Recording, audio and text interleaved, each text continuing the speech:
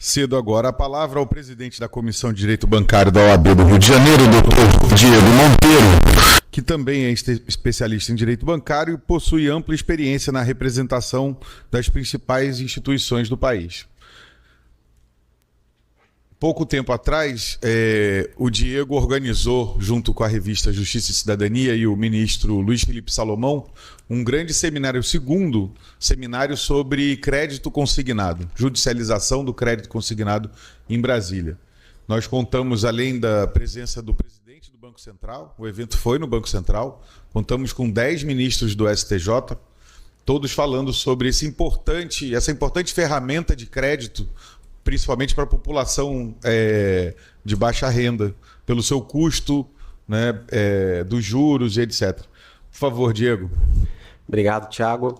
Bom, senhoras e senhores, bom dia. Desde já gostaria aqui de registrar os meus sinceros agradecimentos por participar aqui da caravana de cooperação judiciária e também pela possibilidade de debater, aprender, propor também algumas reflexões críticas a respeito dessa temática tão importante quanto atual, que é a temática que envolve a litigância abusiva e, para os fins específicos aqui da minha apresentação, da minha fala, da litigância abusiva do segmento bancário. Portanto, até aproveitando o ensejo da importância desse assunto, eu cumprimento e, ao mesmo tempo, parabenizo o excelentíssimo ministro Mauro Campbell por abarcar essa iniciativa. Em nome de Vossa Excelência, cumprimento a todas as autoridades integrantes do Poder Judiciário aqui presentes. Ao querido Thiago e a toda a equipe da revista Justiça e Cidadania, meu agradecimento especial à revista que há quase 30 anos vem se destacando pela promoção de um debate jurídico sempre alta qualidade. Parabéns pela organização desse evento. A todos os painelistas aqui também, uma honra sentar à mesa ao lado de vocês. Aumenta muito a responsabilidade aqui pelo elevado nível das falas, né, que me antecederam.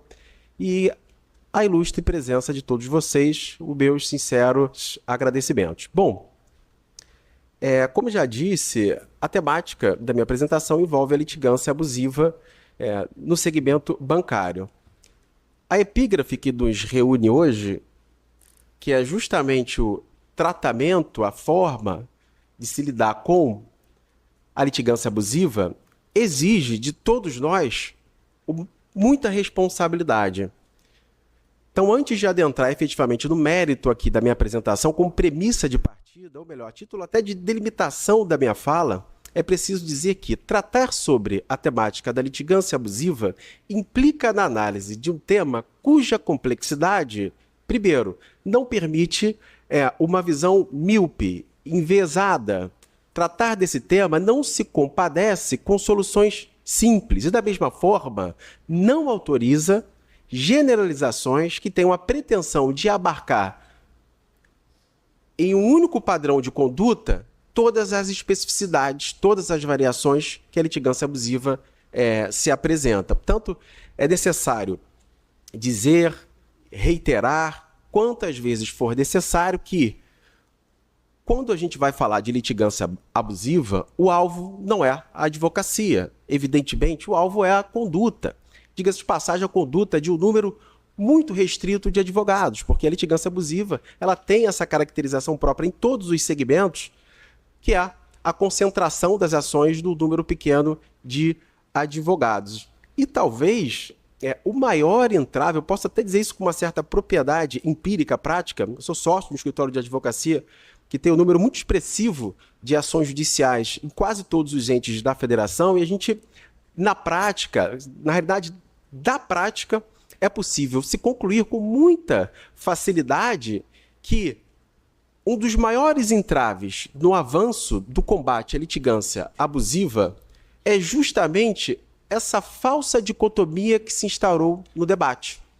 Porque quando a gente vê reflexões ou debates, seminários que falam sobre litigância abusiva, de um lado você vê aqueles que defendem de maneira irrestrita a garantia das prerrogativas da advocacia, independentemente das condutas dos advogados, e, de outro lado, aqueles que remetem as críticas à litigância abusiva à advocacia como um todo. Eu acho que se a gente quer discutir seriamente, se a gente quer avançar, é necessário a gente ultrapassar essa falsa dicotomia.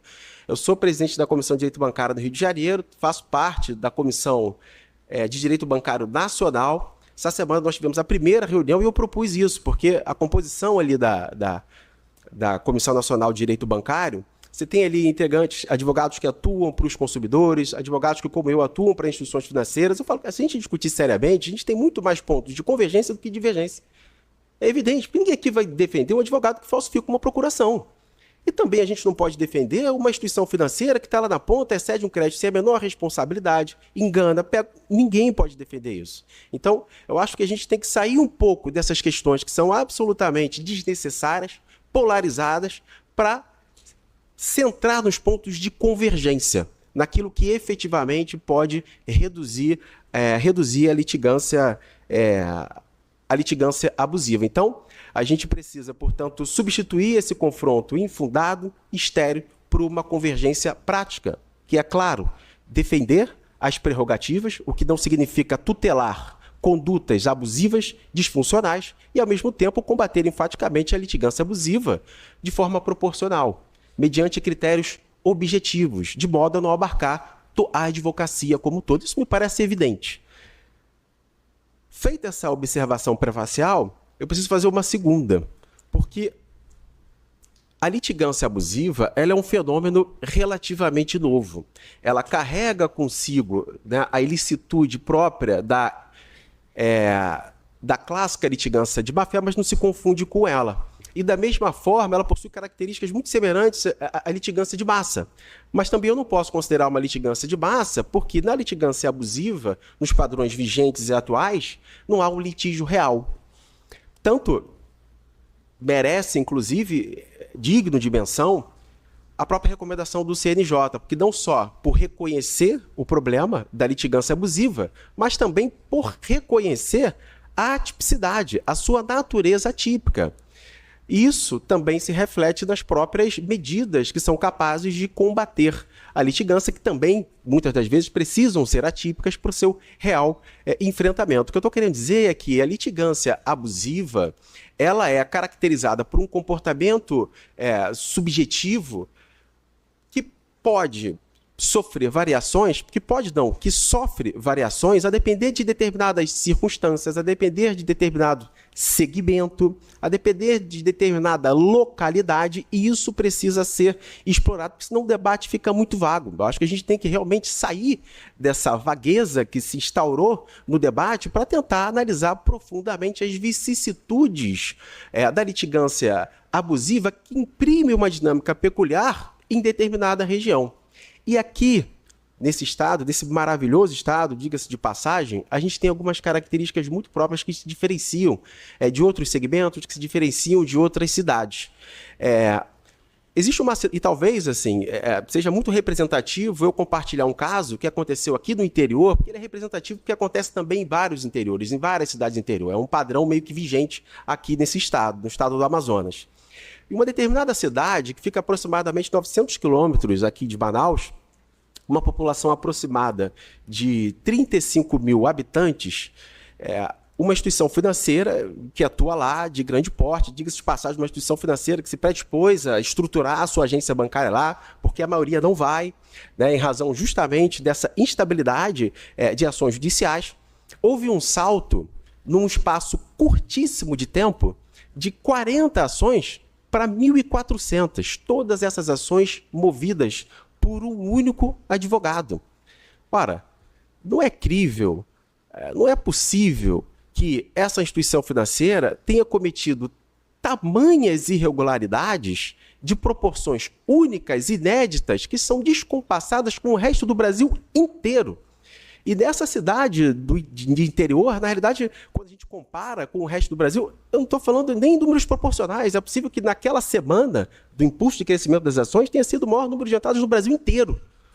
Ou a gente está diante, né, de uma irregularidade sem precedentes dessa instituição financeira, ou há fortes indícios de que há uma disfuncionalidade na atuação de determinados advogados. E nessa cidade, o próprio juiz identificou que alguns angariadores que eram ali vinculados ao advogado, ao patrono, eles iam às escolas e pagavam R$20 para que as crianças convencessem os seus pais a entrarem com a ação. O próprio juiz iniciou o inquérito e ele coloca isso nas decisões judiciais. É uma situação...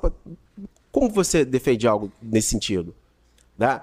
Agora, é um debate perigoso, porque mesmo nas 1.400, 1.500 ações que esse advogado entrou, pode ser que no meio dessas pessoas exista uma ou algumas que realmente tenham o seu direito violado. Então a gente precisa analisar com um cuidado muito grande, especialmente essa instituição financeira, ela sofre aqui com um problema de tarifas bancárias.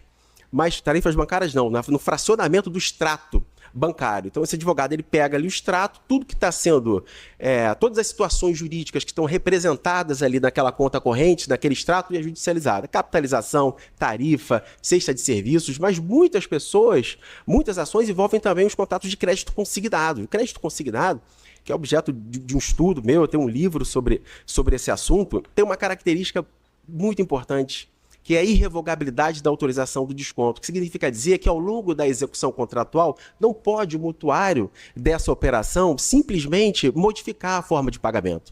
Ou seja, se ele de fato foi vítima de fraude, ele vai ter que esperar, dentro de um contexto de litigância abusiva, um tempo absolutamente desproporcional para ter a sua situação resolvida. Então, olha a consequência que a gente tem por um ato de um advogado em relação aquelas pessoas vulneráveis que de fato têm um problema e que precisariam ter uma resolução célere, até mesmo pela característica da operação que foi litigada.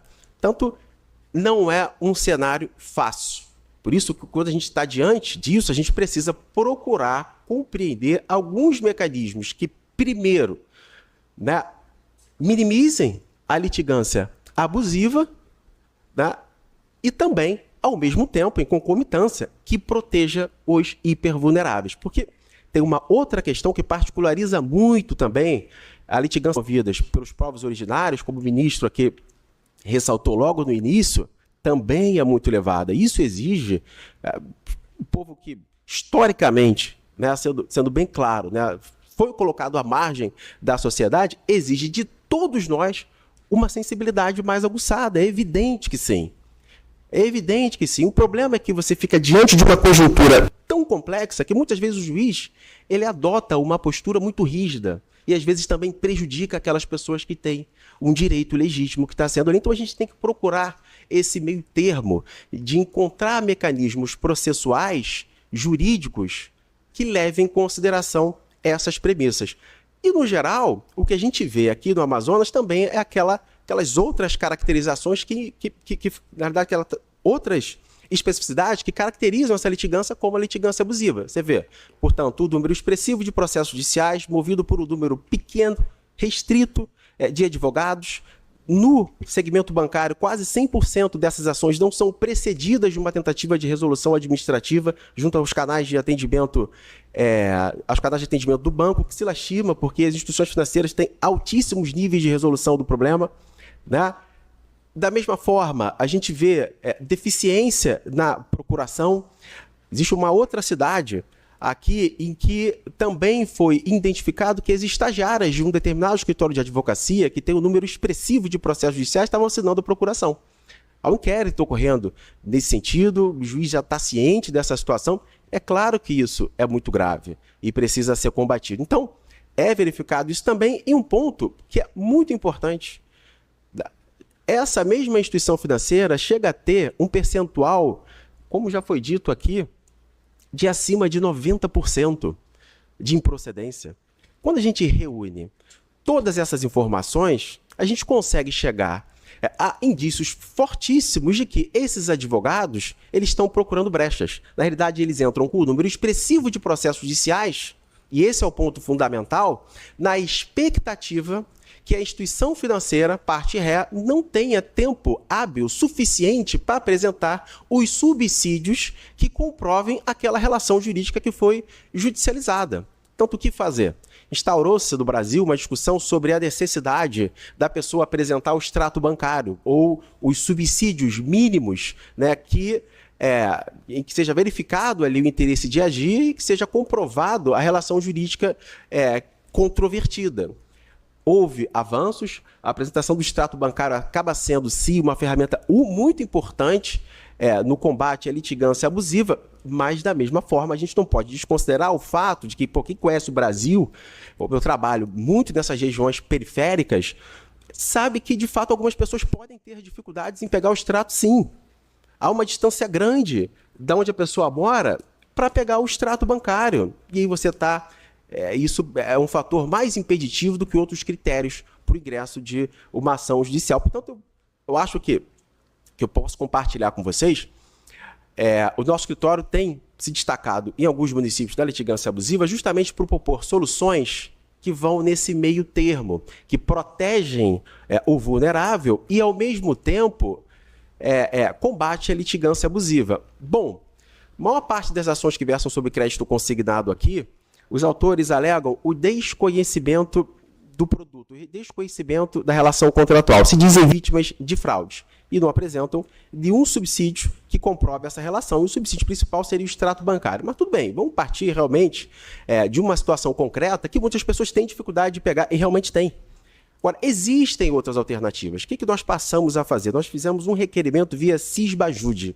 O Cisbajude, doutor Fernando, meu sócio, não posso roubar a ideia dele, foi ele que teve essa ideia, e realmente a gente amplificou muito, porque o Cisbajude é um sistema que permite, muito utilizado nos processos executórios, mas ela é um sistema muito amplo, porque ele permite que o juiz tenha acesso exclusivamente às informações contratuais que foram judicializadas. Então, que são necessárias para o julgamento daquele caso. Então, a pessoa entra com uma ação judicial dizendo que não fez o contrato. A gente pede o requerimento via Cisbajude, o juiz simplesmente consegue ter a informação se aquele valor foi ou não transferido. É só isso. E vejam, eu não vou defender aqui a possibilidade desse requerimento num cenário normal. Jamais. Eu estou dizendo num cenário de litigância abusiva em que a parte autora muitas vezes tem dificuldade em pegar o extrato bancário. Então a gente também está protegendo essas pessoas. Então, ponto 1. O Cisbajude ele permite que o juízo tenha essa informação básica, exclusiva. Foi ou não foi feito, repassado, transferido o valor do contrato que foi judicializado. E a gente tem duas possibilidades. Ou foi repassado ou não foi. Então, para ganhar sentido essa medida, para que essa medida seja razoável, proporcional, e para que essa medida realmente configure um combate à litigância abusiva e, ao mesmo tempo, proteja aquela pessoa que, de fato, tenha tido um problema real, esse requerimento deve ser munido de uma proposta de acordo imediata. O valor não foi transferido? Extingue-se o processo com resolução de mérito. Porque conjugado isso com todos os outros fatores de litigância abusiva, não há uma litigância real que fundamente aquela ação e isso precisa ser coibido. Do outro lado, se o valor não foi transferido, deve-se o banco, para ter proporção, realizar uma proposta de acordo para já no início do processo pagar o valor de condenação média que o tribunal dá para casos semelhantes. Ou seja, o Cisbajude ele permite que de forma clara, objetiva, o juiz tenha acesso à informação que é fundamental, se foi transferido ou não aquele valor, e a partir daí duas possibilidades. Se não foi transferido, que o banco, na mesma ocasião, já apresente uma proposta de acordo com o pagamento do valor de condenação média. Então, a pessoa vulnerável que está dentro de uma cidade em que há uma caracterização, deflagração grande da litigância abusiva, aquela pessoa que teve um problema real, ela é a que mais se beneficia, porque ela vai ter ali a resolução do seu problema imediato. Imediato. Agora, aquele que se utilizou disfuncionalmente do Poder Judiciário, esse vai ter dificuldade e vai ficar inibido, porque ele vai ter a ciência de que o Judiciário, de forma clara e objetiva, consegue ter acesso às informações que são fundamentais para a decisão.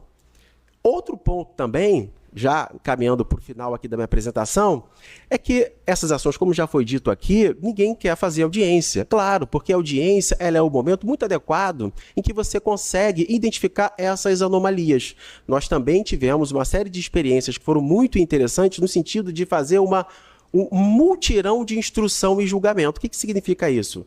Pô, a gente sabe que muitas das pessoas não sabem o que estão se tratando ali, o número expressivo de processos, movido por um número pequeno de advogados, na expectativa, reiterando, de que o banco não vai ter tempo hábil para apresentar o subsídio. Vamos separar uma semana. Uma semana de tempo em tempo para fazer todas aquelas audiências. E aí há um comprometimento das instituições em mandar o seu melhor corpo, não o melhor corpo para contra-atacar, para elucidar a questão.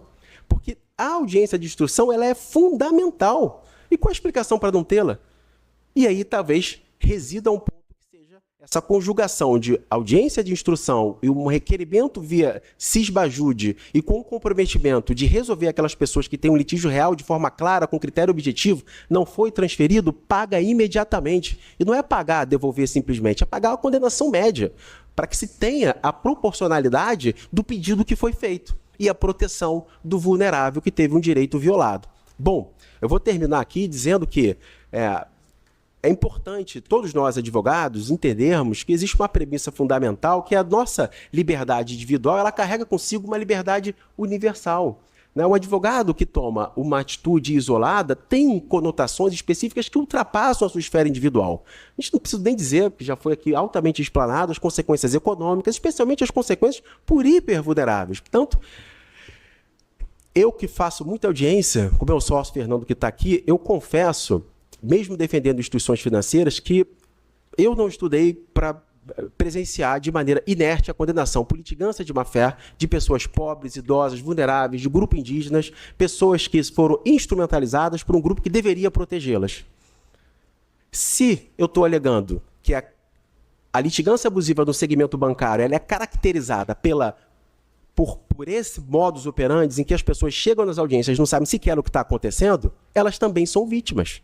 Eu não posso pedir a condenação de litigância de má-fé dessas pessoas. Infelizmente, é um debate duro, mas é um debate que precisa ser enfrentado.